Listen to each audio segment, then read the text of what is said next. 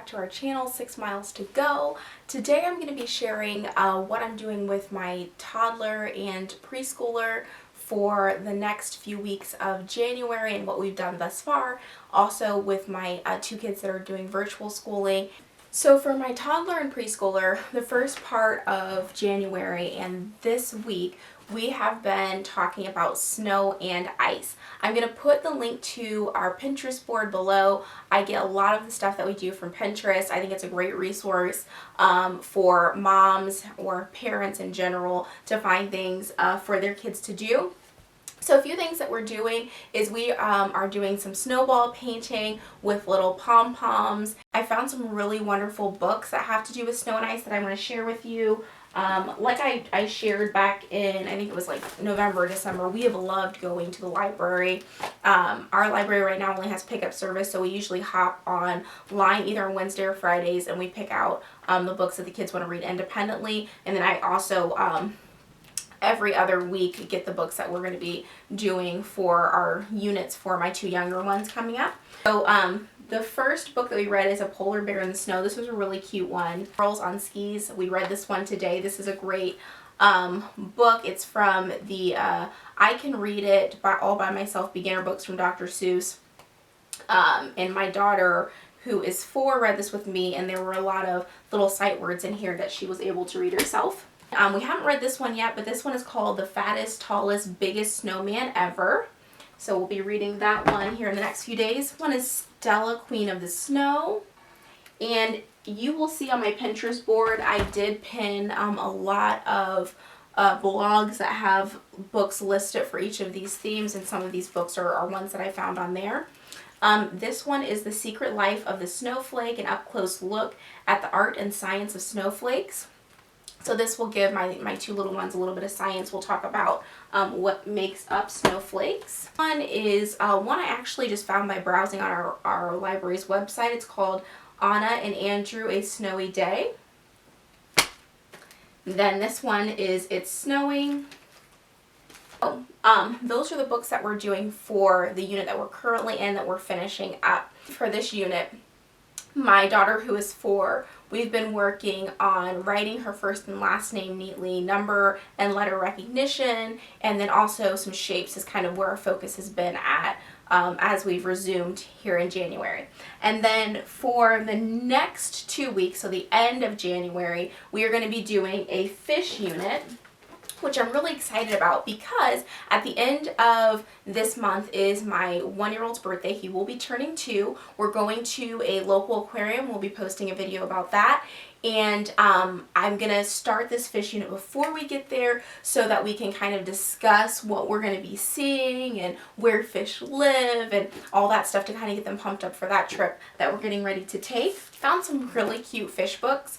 This one is another one from the Dr. Seuss, I Can Read It All by Myself. So these are easy readers for those beginner readers. A Fish Out of the Water.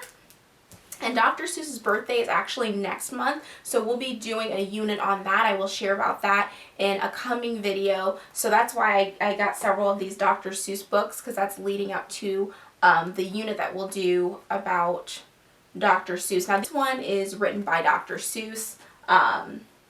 So these are kind of the books that we'll read when we cover that unit. I got The Rainbow Fish because that's just a classic one. That's actually the first one I thought of when I thought of doing a fish unit with the kids or with the little ones. And then this one is 10 Little Fish. I found this browsing on our library website too. I have a few more books coming. They just haven't come in from the library yet. So that's the unit that we will be doing the end of January. Also went by the dollar store and I found this little fish set with these little fish in a fishing pole. So I thought this would be cute for them to do because I'm going to make a fish sensory bin for them. So I showed you guys we have an aqua beads sensory bin. I'm going to be adding fish in there when we talk about our when we transition into our fish unit. And then I found these, which I thought they would get a kick out of these. These grow when you put them in water. So what I was going to do when we start this unit is the first day, put these in water. So those are the things that I got for our next 2 units for my younger 2. Once again, we're doing snow and ice right now. That's what we're talking about. And then for the end of January, we're going to transition into fish because we're taking that trip to the aquarium. And then after that, we will go into a Valentine's Day and one for Dr. Seuss's birthday, which I will talk about in a later video.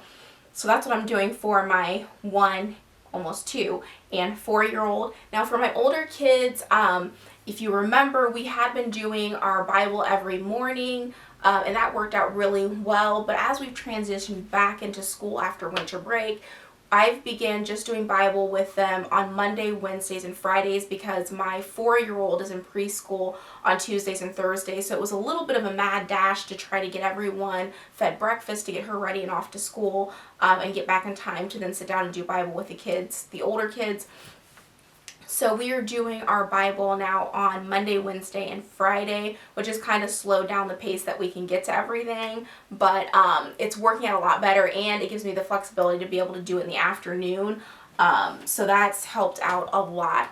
So we haven't been doing a lot of family learning because of that. We don't have a good chunk of time with moving Bible to the afternoon some days to do family learning. So something that we've begun to do, and I know I talked about this in the last video, is read a book together and do kind of like a family book club. And so right now they are finishing up Wizard of Oz, and then we are going to watch the original Wizard of Oz movie, and then we'll transition into another book that was made into a movie, and then they will be writing papers about that and doing a comparison and contrast of the book and the movie. So that's been our main focus for their afternoon learning. I still have them reading a book and doing book reports in the afternoon as well, but we haven't done something as formatted as we did in November and December, just because, like I said, there isn't a huge chunk of time with moving Bible down. With my 10-year-old, we are going to start on Wednesdays this upcoming week, so mid-January. We are going to start going through this book by the American Girl Company called The Care and Keeping of You. This is the first book, the body book for younger girls. She just turned 10, so we've been talking about a lot of, a lot about her hygiene and things like that. Her body is going to begin changing now, so I thought this was a good book for us to sit down and read together so that I can kind of have some of those conversations that honestly I've been like, oh, she's getting older, here it comes, but I thought us having special time where we could sit down and go through this book and have some girl time would be good, so we're going to start doing that on Wednesdays. This book has been around for a long time. They thought this would be a good introduction for her as she gets older, and we can kind of talk about some of those things that girls encounter as they get older with their own bodies and with peer pressure and things like that. She's had to deal with some of that this year and last year, and so I really wanted to take the opportunity, since she's at home right now, to really touch on some of these things. So as we approach the season of life, I'm trying my best to really set time aside for her as she gets older, so that, as she grows, we kind of already have started that, so she feels comfortable talking to me about her life and things that she's going through in this next season. Pray for me. I've been dreading this season of life since she was born. Approaching this preteen and teen years is just terrifying to me. So, yeah, here we go.